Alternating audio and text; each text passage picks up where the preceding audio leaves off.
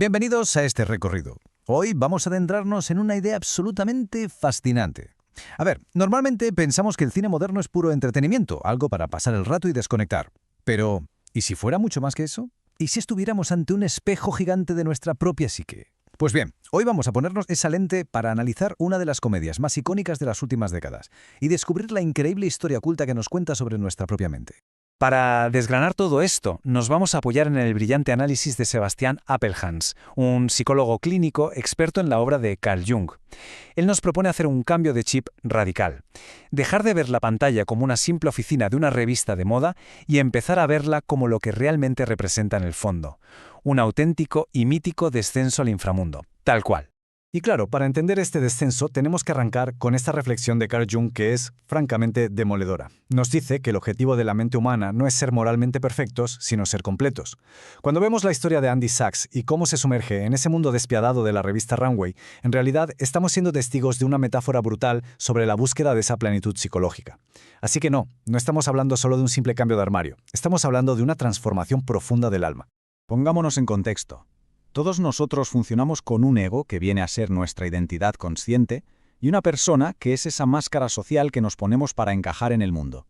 El punto de partida de nuestra protagonista es súper interesante porque Andy llega a las oficinas de Runway con un ego hiperrígido y una máscara social basada en sentirse moral e intelectualmente superior. Vamos, que ella cree de verdad que su intelecto la hace muchísimo mejor que toda esa gente que se dedica a la moda. Pero claro, esa inmensa coraza intelectual choca frontalmente con la realidad. Tenemos por un lado a esta recién graduada que mira por encima del hombro a todo el universo de las pasarelas, y por el otro, la realidad alienígena y aplastante de las exigencias de Miranda Priestly. Es literalmente otro planeta, con códigos que Andy no sabe descifrar, y ahí es exactamente donde entra Nigel, que hace la función de ese guía mitológico imprescindible para ayudarla a sobrevivir en un territorio tan sumamente hostil. Llegamos a un punto clave. Para sobrevivir ahí dentro, a Andy no le basta con ser lista. Tiene que bucear en lo que la psicología analítica llama la sombra. Y ojo, porque la sombra no es solamente lo malo, sino absolutamente todo lo que reprimimos y escondemos.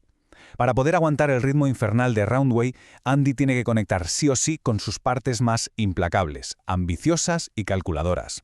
Esas mismas características que hasta hace 2 días rechazaba de plano por considerarlas crueles o superficiales. Y aquí vemos plasmado el precio real de esa transformación, porque integrar esa sombra sale muy caro. Ese oro en la sombra, es decir, todo ese potencial que Andy tenía bloqueado y que de repente libera, le da una eficiencia bestial, competitividad y un poder de seducción enorme en su trabajo. Su éxito profesional despega como un cohete. Pero, en el otro lado de la balanza, su vida personal se convierte en un caos absoluto. Pierde la conexión con su novio y con sus amigos de toda la vida, que literalmente ya ni la reconocen. Con todo este caos montado, merece la pena detenernos un segundo a asimilar esta frase de Jung porque tiene muchísimo peso. Cuando no somos conscientes de lo que se cuece en nuestro interior, creemos que somos víctimas del universo. Andy está siendo arrastrada por fuerzas de su propia mente que no entiende para nada. Ella jura y perjura que no tiene elección, que es su jefa o la revista quienes la obligan a comportarse así, llamándolo obligación profesional, pero en realidad es su propio inconsciente el que ha tomado el control del volante. Si profundizamos un poco más en estas dinámicas de poder, nos topamos con el arquetipo del Animus. Para que nos entendamos, en la teoría junguiana, el Animus es el aspecto masculino inconsciente dentro de la psique femenina. Está relacionado con la capacidad de estructurar, de separar y de actuar con una lógica casi matemática. El mundo de la alta costura parece muy frívolo por fuera, pero en el fondo está gobernado por una energía implacable, puramente analítica. Y Andy está aprendiendo a surfear por primera vez en esas aguas turbulentas. Lo verdaderamente fascinante aquí es ver la cuerda floja por la que camina nuestra protagonista. El Animus tiene 2 caras, una bipolaridad innegable.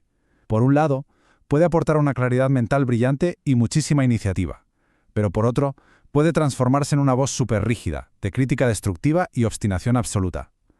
Durante esos meses, Andy está rodeada de figuras de autoridad que le proyectan ambas caras sin parar, tanto la luz de la eficiencia como la oscuridad más cruel. Y claro, no podemos hablar de figuras de autoridad sin llegar al jefe final de esta historia, la personalidad mana.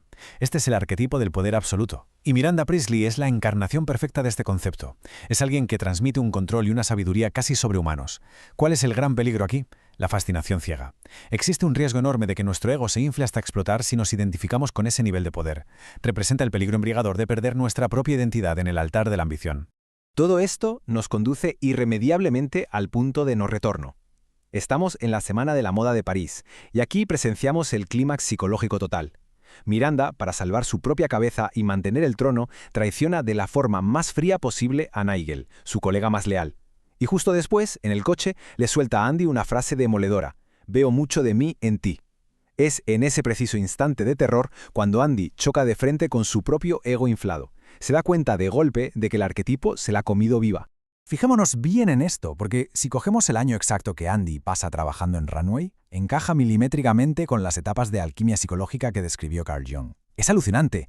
Arrancamos con la integración de la sombra y ese cambio de apariencia inicial, pasamos a la asimilación del Animus con una eficiencia ejecutiva casi robótica a mitad de año y llegamos a la crisis con la personalidad maná en París. Es brillante comprobar cómo lo que parece un simple viaje cinematográfico es en realidad un mapa universal del desarrollo humano. Y esta reflexión encaja a la perfección con la gran decisión que toma Andy al final. Llegar a la cima en un sitio como Runway significa básicamente convertirte en un clon más. Implica dejarte devorar por las exigencias del entorno.